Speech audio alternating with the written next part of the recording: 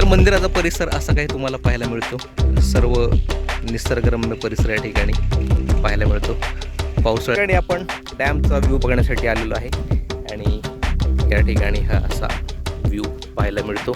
इथं तुम्ही गेला पण आता इथंच बस पुढं गाडी वळवायला जागा नाही.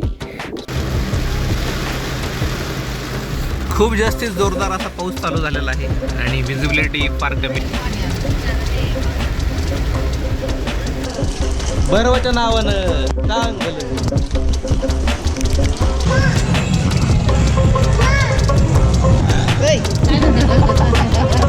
ठिकाणी एक पुष्करणी आहे सोनारीची, पण अतिशय घाण परिस्थितीमध्ये इथं तुम्हाला पाहायला मिळेल.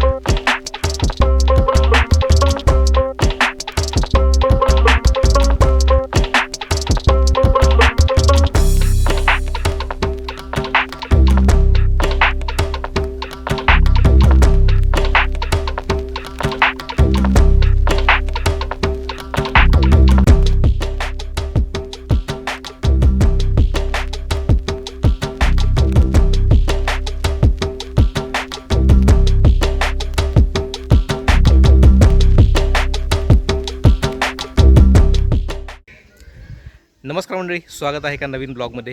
आणि आपण आज आलेलो आहेत बार्शी तालुक्यातील कोरफळे या ठिकाणी. कोरफळेच्या ठिकाणी या ठिकाणी हे देवीचं मंदिर आहे. या देवीचं माता मंदिर आणि कोरफळ्यापासून आतमध्ये जवळपास गावातून जवळपास 1-2 किलोमीटर अंतरावरती डोंगरामध्ये तुम्हाला ही देवीचं मंदिर पाहायला मिळतं. या ठिकाणी मी जवळपास 7 वर्षापूर्वी आलो होतो. तर त्यावेळेस इथं काहीच नव्हतं, फक्त हे जुनं मंदिर छोटंसं होतं आणि हे जे आत्ता नवीन सगळं झालेलं आहे हे सगळं आत्ता पाहायला मिळतं. हे आधी काहीच नव्हतं. या ठिकाणी तुम्हाला सगळा डोंगर निसर्गरम्य परिसर पाहायला मिळतो. या ठिकाणी इकडे तुम्हाला एक छोटासा ट्रेल पाहायला मिळतो. तिकडं पलीकडे डॅमचं एक काम चालू आहे. नवीन डॅम झालेलं आहे एक ठिकाणी या ठिकाणी. आणि या ठिकाणी हे जे आहे इथं देवीचं मंदिर पाहायला मिळतं आपल्याला. अतिशय एकदम सुटसुटीत निसर्गरम्य ठिकाण आहे. बार्शी तालुक्यामध्ये कोरफळे या ठिकाणी हे गाव आहे. तर मंदिराची तुम्हाला आतमध्ये जाऊन मूर्ती वगैरे दाखवतो. देवीचं एक छोटंसं प्रतिकृती तिथं केलेली आहे. बाकी परिसर इथला एकदम छान आहे. आज या ठिकाणी एक लग्न आहे वाटतं कोणाच तरी, तर काही लोक तिकडं लग्नाचं हे करतात, आवरावरी करतात.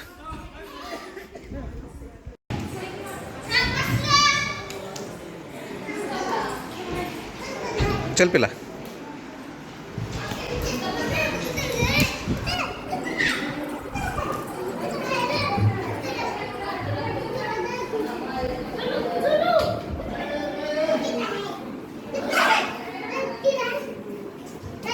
तर या ठिकाणी हा मंदिराचा गाभारा आहे आणि इथून आतमध्ये गेल्यानंतर आतमध्ये देवीची मूर्ती तुम्हाला पाहायला मिळते.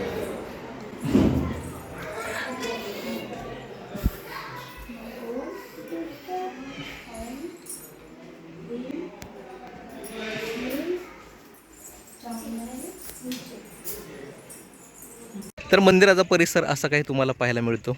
सर्व निसर्गरम्य परिसर या ठिकाणी पाहायला मिळतो. पावसाळ्यात कदाचित तिकडून वरतून पाणी वाहतं असं सगळं खालीपर्यंत. आपण आपली गाडी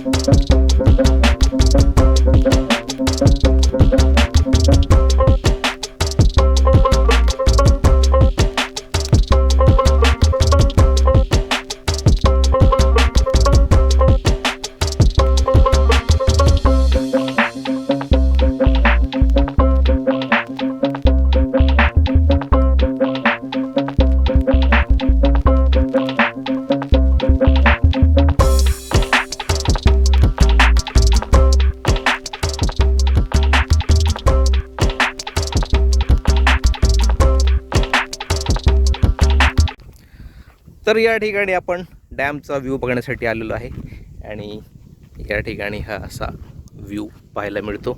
इथं तुमची कुठलीही टू व्हीलर जाऊ शकेल, कार ओळवण्यासाठी जागा नाही आहे, त्यामुळे कार घालू नये.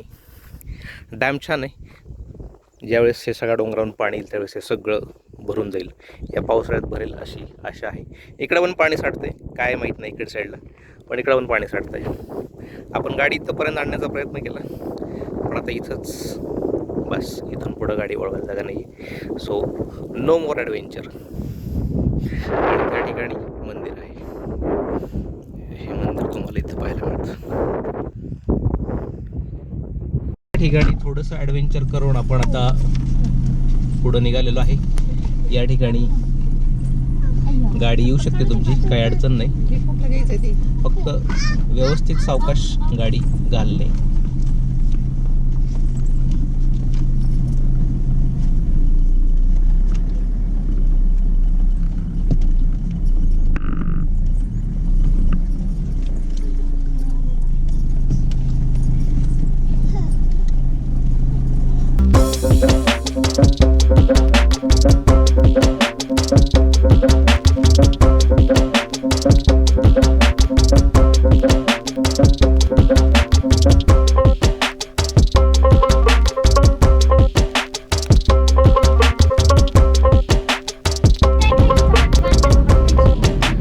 जोरदार पाऊस चालू आहे या ठिकाणी उजव्या साईडला,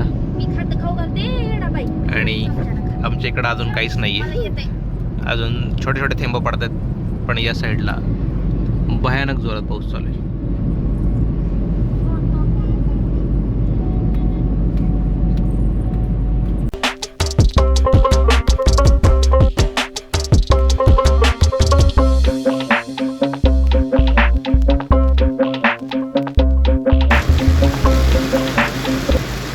खूप जास्तीत जोरदार असा पाऊस चालू झालेला आहे आणि विजिबिलिटी फार कमी आहे, कारण पुढचं काही दिसत नाही आहे. लाईट लावली गाडी तर दिसेल, नाही तर दिसतच नाही आहे. त्याच्यामुळं आम्ही एका ठिकाणी थांबलो थोडंसं.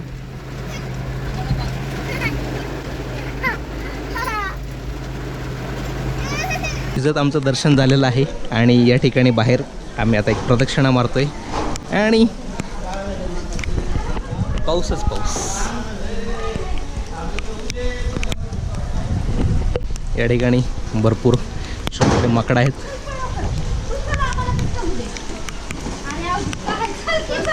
मंदिराचं काम चालू आहे थोडंसं. भैरवाच्या नावाने, भैरवाच्या नावाचं, भैरवाच्या काठीचं,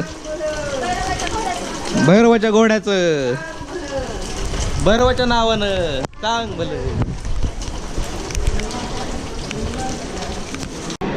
कुठे वे तू माकड? हा, तिथं बसलंय, तिथं तिथं. हा, याच्यात दिसत नाही बघ, याच्या एवढं दिसत. असं असं असं दाखवायचं असतं मंदिर, मंदिर दाखवायचं.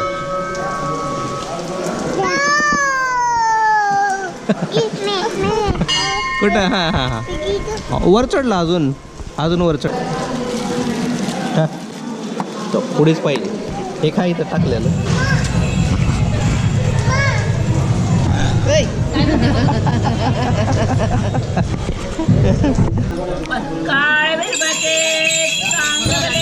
जोरात जोरात जोरात.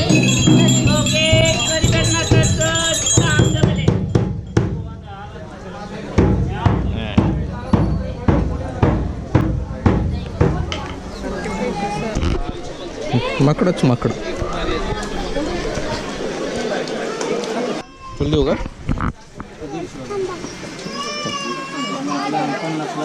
त्या ठिकाणी एक पुष्करणी आहे सोनारीची, पण अतिशय घाण परिस्थितीमध्ये इथं तुम्हाला पाहायला मिळेल. मोठी आहे पुष्करणी, भरपूर मोठी, पण घाण भरपूर आहे. आणि या ठिकाणी देवाचा रथ आहे.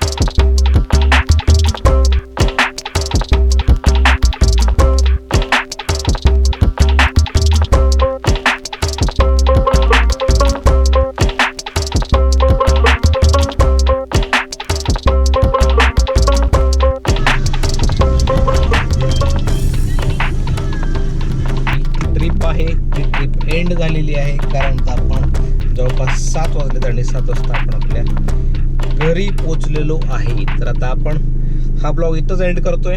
आजचा ब्लॉग छोटासा फॅमिली ब्लॉग होता. एक छोटंसं कुलदैवताचं दर्शनासाठी आम्ही गेलो होतो आणि त्याचाच हा छोटासा ब्लॉग होता. पाऊस परांड्याच्या अलीकडं बराच मोठा पाऊस लागला आणि जवळपास रनिंग झालेलं आहे 160 किलोमीटरच्या आसपास. ओके, चलो बाय बाय.